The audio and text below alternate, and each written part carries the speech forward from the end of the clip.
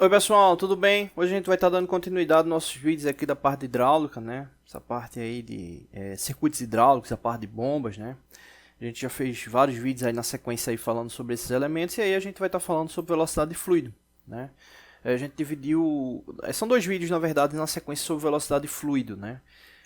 Aqui a gente tem a indicação da nossa bomba hidráulica, né? O qual ela vem para uma tubulação com diâmetro qualquer e diminui esse diâmetro na sequência, ou seja, haverá uma velocidade específica para esse diâmetro maior e haverá uma velocidade específica para esse diâmetro menor. O diâmetro a gente já tinha falado aqui nas características, né? Tem aqui a indicação aqui de diâmetro de saída de 3/8, né, aí para a bomba e uma redução até 1/4, né? Então a gente está utilizando essas duas aplicações mesmo, ou seja, o diâmetro maior com 3/8 de polegada, o diâmetro menor com 1/4 de polegada. Então nesse vídeo a gente vai falar sobre a velocidade na tubulação com 3/8, tomando como base essa indicação aqui de vazão de 10 litros por minuto, né, que é a característica da bomba. Então vamos lá. Deixa eu ampliar aqui, fica melhor. Pronto. Aqui é o seguinte, né, o primeiro passo para a gente saber a velocidade do fluido nesse diâmetro, né, vou colocar aqui para a gente saber a velocidade desse fluido, a gente vai precisar encontrar essa área, né, encontrar essa área aqui referente ao diâmetro da tubulação. O diâmetro ele está em polegada, né, ele está com 3/8 de polegada, então aqui a gente converteu ele para milímetro, que dá 9,525 milímetros, e depois converteu para centímetro, né? Na verdade, o objetivo é converter para centímetro, então você pode converter para centímetro direto. Com esse valor aqui do diâmetro, né, em centímetro, a gente vai precisar encontrar essa área aqui, né? Para encontrar a área, né, do elemento circular, a gente pode utilizar πr ao quadrado, né? Ou seja, 3,14, né, multiplicado pelo raio ao quadrado, né? Então aqui, para chegar a esse valor aqui da área, é só dividir, né, esse diâmetro aqui que está em centímetro por 2, que é para encontrar o raio. Esse diâmetro aí dividido por 2, ele dá 0,47625. Então esse valor ao quadrado, né, depois multiplicado por 3,14, vai dar o valor da área, que é esse valor aqui, né? Então essa é a área encontrada. Com a área encontrada, né, com essa área encontrada e com a vazão indicada em centímetros cúbicos por minuto, ou seja, convertendo litros por minuto para centímetros cúbicos por minuto, né, já que 1 litro equivale a 1000 centímetros cúbicos, né, então se você tem 10 litros por minuto, você vai ter 10.000 centímetros cúbicos por minuto. A gente vai ter o seguinte cálculo aqui para encontrar a velocidade. Deixa eu tirar o seletor aqui de cima. A gente vai ter o seguinte cálculo. A vazão dividido pela área, né? É o que vai ser o cálculo aí referente à velocidade. A vazão dividido pela área. A vazão em centímetros cúbicos, como está aqui, 10.000 centímetros cúbicos por minuto, dividido pela área, que a gente encontrou que é de 0,7125 centímetros quadrados. Dividindo centímetros cúbicos por minuto por centímetro quadrado, a unidade vai ser centímetros por minuto. Ou seja, 10.000 dividido por 0,7125 vai dar igual a 14.035 centímetros por minuto. E aí o que a gente faz? Converte para metros por segundo. Para converter para metros por segundo, é só dividir o valor por 6.001. É um fator de conversão, né? Ou seja, 14.035 dividido por 6.001 dá igual a 2,33 metros por segundo. A gente já converte para metros por segundo, porque no segundo cálculo, né, lembrando que a gente calculou do diâmetro maior, a velocidade do diâmetro maior, e a gente vai calcular no próximo vídeo a velocidade para o diâmetro menor. E aí, para calcular a velocidade no diâmetro menor, ou seja, uma equação da continuidade, a gente vai precisar dessa velocidade aqui em metros por segundo, tá bom? Então é isso, não deixe de se inscrever no canal, toda semana tem vídeos novos, valeu! Oi pessoal, tudo bem? Hoje a gente vai estar dando continuidade aos nossos vídeos aqui da parte de hidráulica, né? Nesse caso, o segundo vídeo falando sobre velocidade de fluido. No último, a gente falou sobre a velocidade no diâmetro inicial, né? Ou seja, esse diâmetro aqui, que é referente ao diâmetro de 3/8 de polegada. E hoje a gente vai falar sobre o diâmetro subsequente, né? Que a gente já sabe também um valor do diâmetro, que é de 1/4 de polegada, né? Então a gente calculou a velocidade do fluido no diâmetro 3/8 e hoje vai calcular referente ao diâmetro de 1/4 de polegada. A gente precisa da velocidade 1, ou seja, a velocidade do fluido 1, que a gente calculou, que encontramos 2,33 metros por segundo. É a velocidade do fluido passando por esse primeiro diâmetro. Para o segundo diâmetro, o cálculo é esse aqui. Já está aqui embaixo, já aqui a indicação, né? Vai ser a velocidade 1 multiplicado pela área 1 dividido pela área 2. Equação da continuidade. O que tem de novo aqui é encontrar, de novo, diferente, né, que a gente não calculou ainda, que é encontrar essa área 2. Né? Ou seja, o diâmetro da redução é de 1/4 de polegada, que é igual a 6,35 milímetros. Convertendo para centímetro vai dar 0,635. E a gente precisa da área. É a mesma lógica que a gente fez no cálculo anterior, πr ao quadrado. Né? Ou seja, a gente vai precisar do raio de 0,635. Né? Pega esse valor, divide por 2. Eleva ao quadrado, multiplica por 3,14. E aí a gente vai encontrar essa área. E aí é só aplicar direto na fórmula. Né? A gente já tem os outros valores. Nesse caso aqui, 2,35 metros por segundo. Como eu tinha dito no último vídeo, a gente utiliza ele em metros por segundo mesmo. 2,35 metros por segundo, que é a velocidade no diâmetro 1, multiplicado pela área 1, né, que a gente também tinha encontrado. Né? E aí o produto, né, dessa multiplicação divide pela área 2, que foi o que a gente indicou agora, que é 0,316, ou seja, a área desse segundo diâmetro aqui. Né? Fazendo esse cálculo, a gente vai encontrar essa segunda velocidade, 5,29 metros por segundo. Então, a velocidade do fluido no diâmetro 1 é de 2,35 e a velocidade no diâmetro 2 é de 5,29 metros por segundo. Então, aí está referente à velocidade nos dois diâmetros, tá bom? Próximo vídeo que a gente for fazer aí sobre a parte de bombas, a gente vai falar como isso aí, o que isso implica ali no circuito, tá bom? Então é isso, não deixe de se inscrever no canal, toda semana tem vídeos novos, valeu! Oi pessoal, tudo bem? Hoje a gente vai estar dando continuidade aos nossos vídeos, né, aqui da parte de hidráulica, a parte de diagramas hidráulicos, né? A gente vem falando sobre esse projeto aqui e hoje a gente vai estar simulando, né, esse projeto, né, ou pelo menos um princípio de simulação, utilizando o software CADSimo, né? O link dele está aí na descrição. E por que eu estou falando do princípio? Porque esse software ele não traz a parte de hidráulica, né? Pelo menos a gente aqui não conhece, né, uma versão desse software que traga a parte de hidráulica, né? Ele traz até uma boa variedade, né, de elementos ali da parte pneumática, né? Que é o caso que está aqui descrito aqui, tá um circuito pneumático. Né, mas hidráulico não, né, hidráulico não. Mas para o nosso caso, né, vai dar para simular porque o nosso objetivo é aquela questão da análise do avanço do cilindro, né? Ou seja, o cilindro ele avança, né, quando a gente deseja e ele recua também quando a gente deseja, né? Então, no caso aqui para o diagrama pneumático, né, a gente não vai focar nesse momento, né? O nosso objetivo é realmente a simulação e focando especialmente na parte da programação do CLP e na parte dos comandos, né, que é a parte da elétrica, né? Então, quanto a isso, não tem problema nenhum. Nos últimos vídeos, né, a gente fez a simulação utilizando outro software, né? A gente utilizou o software do Automation Studio. A gente ainda vai fazer uma outra simulação utilizando outro software, né, que por coincidência, né, estou até percebendo agora que essa estrutura de simulação que a gente está utilizando aqui é a base do logo, né, da Siemens aqui para o software do CADSimo.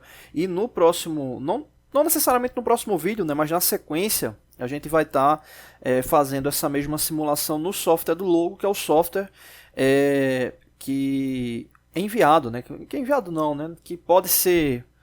Não, que pode não, né? É o único software, obviamente, que pode se comunicar com o próprio CLP, né, da Siemens, né? Que na verdade o logo não é um CLP, não, um relé programável, né?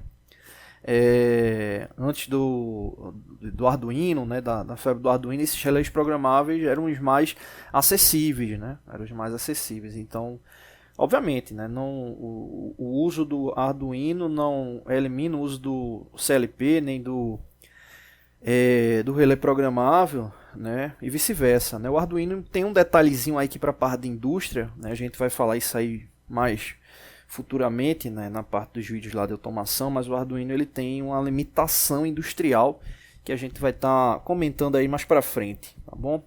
Bom, então voltando, então só para confirmar, a gente brevemente vai estar fazendo um vídeo aí utilizando o software do Logo, tá bom? Que é esse equipamento aqui. Mas enfim, vamos focar aqui no Cadissimo. Aqui a gente tem quatro estruturas, né?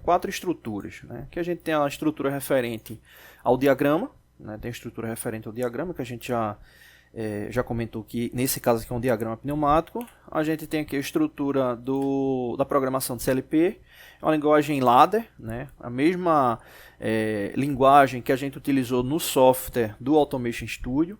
Esse aqui tem uma outra informação que é meio que simulando, né, um painel, né, uma base IHM. Inclusive a gente vai fazer também um vídeo mostrando o PC Simon, né? PC Simon, que é um software também dos mesmos criadores aí do Cadissimo, que ele comunica, né, com esse software, né? Inclusive eu já deixei pronto aqui a base de comunicação, né, para ele, que é, inclusive eu já deixei pronto, né, aqui a base de comunicação, que é essa tabelinha aqui, que em outro vídeo aí a gente vai estar vendo essa questão da comunicação com esse outro software, que é o PC Simon, que ele funciona como se fosse um IHM, né? Ele dá uma didática melhor para simulação. E aqui a gente tem a parte elétrica, né? Tem a parte elétrica.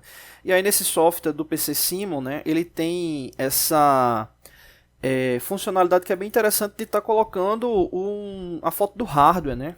A foto física aqui do hardware é bem interessante, né? Mas você pode estar utilizando outras funcionalidades aqui também para fazer a montagem, né?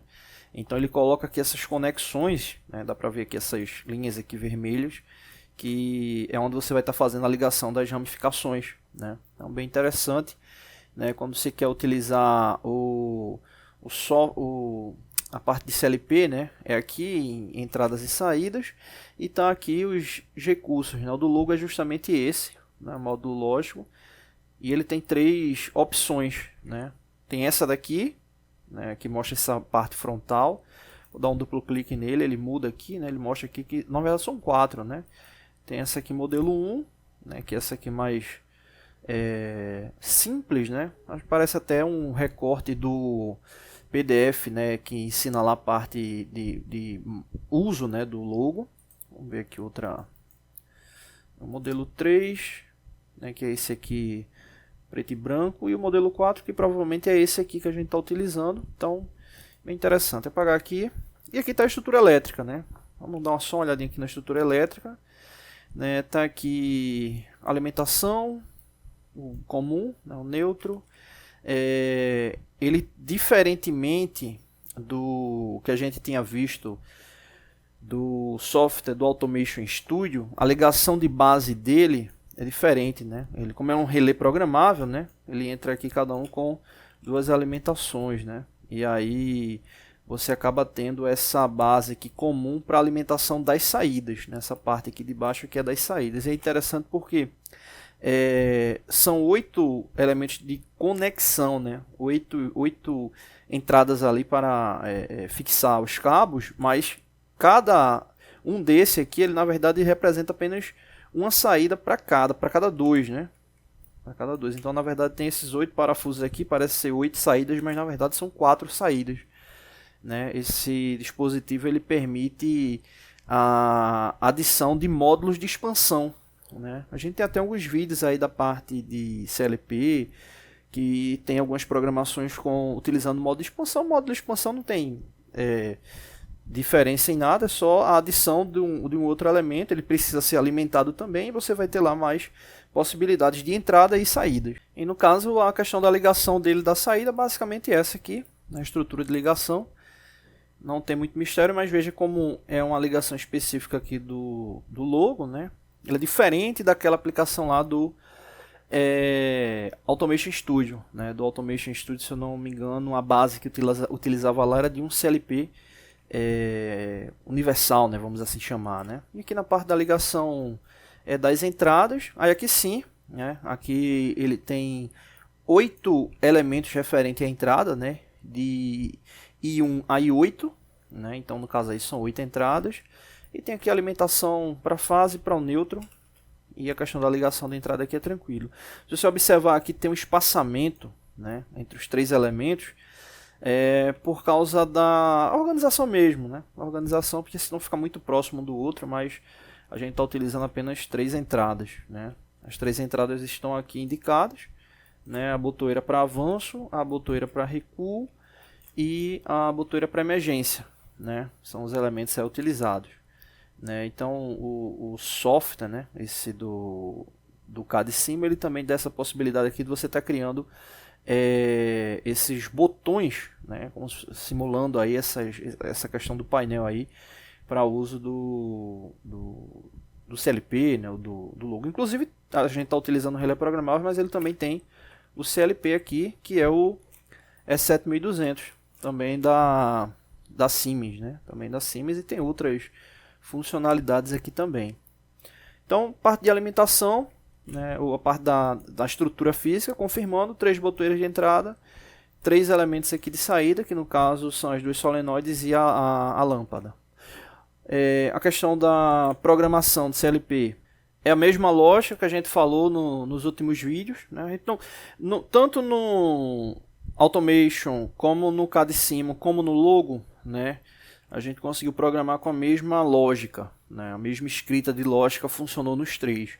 Aí você diz, poxa, mas não era para funcionar, é porque às vezes, né, existem algumas incompatibilidades do software. Então pronto, exemplo, esse que a gente está utilizando agora, do CAD Sim, o do Automation Studio, ele não é o oficial do logo, né, não é o oficial do logo. Então, exemplo, se você pegar uma escrita dessa e quando for passar lá para o software aplicável real, né, que pode ser outro CLP qualquer, é importante fazer o teste, né, o teste da simulação ali no software oficial, porque às vezes tem alguma questão de incompatibilidade, acontece, né? Nesse caso aí ficou tudo bem redondo.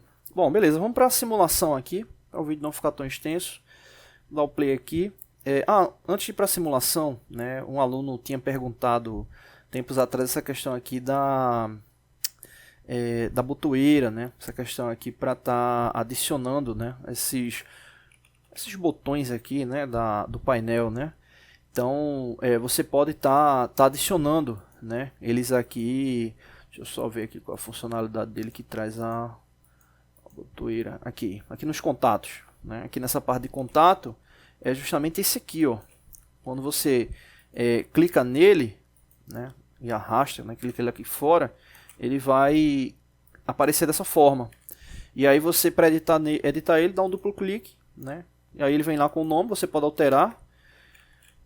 Como alteramos aqui, né, que aqui no caso ficou B1, esse aqui está com "-S", né? E quando você faz essa indicação, né, você vai estar nomeando ele, né, de acordo ali com a identificação de estrutura, né? Identificação de estrutura. Que identificação de estrutura é essa?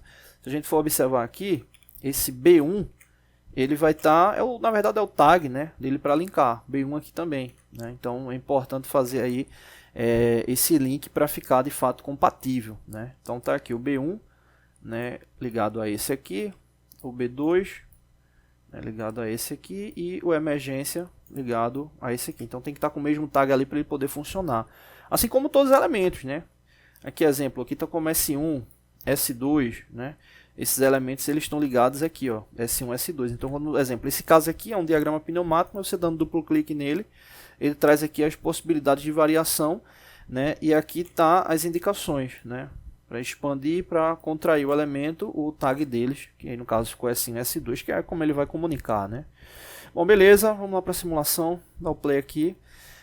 Quando apertar B1, eu vou simular aqui direto aqui no painel. Quando apertar B1, ele avança, apertando B2 ele recua, e vice-versa, B1 avança, B2 recua. Se ele estiver na emergência, né, a emergência aqui tem que travar ela. Se ele estiver na emergência, né, nada vai funcionar. Aqui o LED está na função aqui para piscar, então se apertar B1 ou B2 ele não avança, né, ele bloqueia, né. E se ele tiver avançado e apertar emergência, ele recua, e a mesma situação, né, ele fica ali bloqueado, nem avança nem recua, né? Só tirando a emergência que ele volta ali a acionar o recuar, né? Você pode também estar simulando aqui, né, clicando nos contatos, né? Pode estar clicando aqui no contato aqui que ele funciona também, tá bom?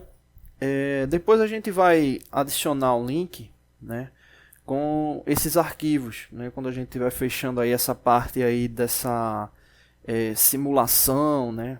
A gente manda lá o desenho do CAD, o arquivo do logo, enfim, todos os arquivos que a gente estiver trabalhando a gente manda, deixa um link lá para vocês, tá bom? Quando a gente terminar tudo a gente deixa esse link, beleza?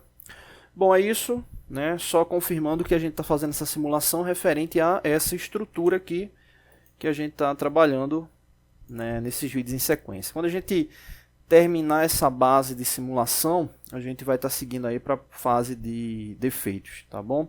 Não deixe de se inscrever no canal, toda semana tem vídeos novos. Valeu!